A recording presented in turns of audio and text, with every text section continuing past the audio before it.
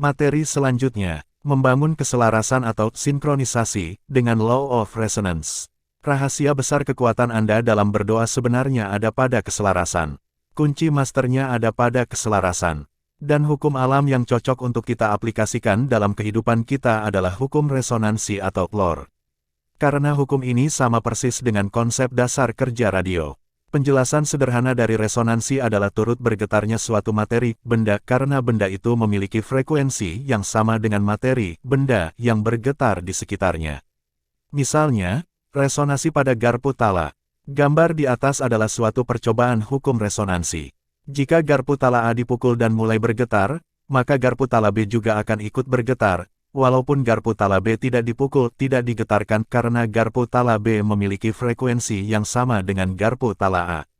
Namun jika frekuensi garpu tala B frekuensinya tidak sama dengan frekuensi garpu tala A, maka garpu tala B tetap akan diam. Jadi kesamaan frekuensilah yang membuat sesuatu materi atau benda itu bergetar atau saling menggetarkan. Memang benar adanya hukum tarik-menarik Loa, namun jika seseorang tidak memahaminya dengan baik, maka seseorang akan terpleset ke pemikiran, saya harus menarik sesuatu dari luar diri untuk banyak uang. Ini bahaya besarnya, dan pemikiran seperti ini adalah pemikiran berkompetisi dan kurang tepat untuk kita aplikasikan ke dalam kehidupan kita. Namun pengetahuan hukum resonansi, kita akan memiliki pemikiran membangun keselarasan frekuensi, dengan frekuensi yang akan kita undang. Law of Attraction, hukum tarik-menarik akan melahirkan pemikiran menarik dari luar diri ke dalam diri, sehingga terjadilah pemikiran berkompetisi. Law of Resonance, hukum resonansi, akan melahirkan pemikiran membangun keselarasan atau sinkronisasi dengan apa yang kita inginkan.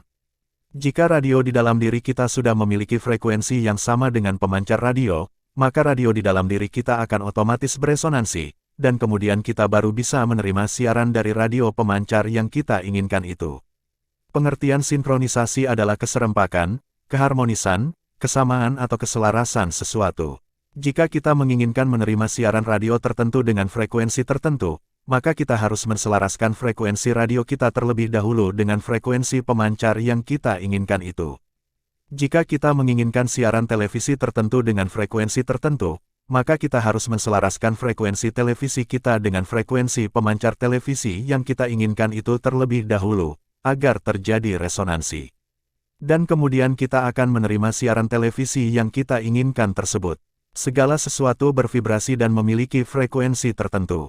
Jika kita menginginkan sesuatu, hal pertama yang harus kita bangun adalah proses sinkronisasi atau membangun keselarasan di dalam diri, agar terjadi resonansi dengan alam semesta. Kesalahan terbesar sebagian besar orang adalah menginginkan sesuatu, tetapi mereka tidak membangun sinkronisasi pikirannya. Jadi antara keinginan dan pikiran mereka, tidak sinkron, tidak selaras dan resonansi tidak akan terjadi. Banyak orang ingin keberlimpahan, tetapi frekuensi pancaran pikirannya justru malah memancarkan kekurangan. Jadi karena tidak sinkron inilah, proses doa mereka gagal. Hambatan terbesar tidak sinkronnya pikiran adalah, karena sebagian besar orang menempatkan upaya sebagai sarana untuk mencari uang. Pemikiran mencari uang inilah yang justru menghasilkan, frekuensi membutuhkan uang. Jadi, pancaran frekuensi mereka, yang membutuhkan uang inilah pancaran vibrasi frekuensi kekurangan. Pancaran frekuensi radio penerima yang kurang tepat.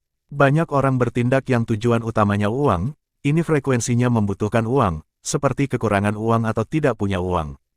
Jadi jika bekerja, berbisnis yang tujuan utamanya mencari uang, frekuensinya membutuhkan uang, dan ini berseberangan dengan keinginan utamanya yaitu banyak uang. Bekerja dan berbisnislah dengan mode ibadah, yaitu dengan tujuan memberi manfaat kepada banyak orang, karena memberi sama dengan menerima, itulah hukum semesta yang sebenarnya. Terima kasih, semoga bermanfaat.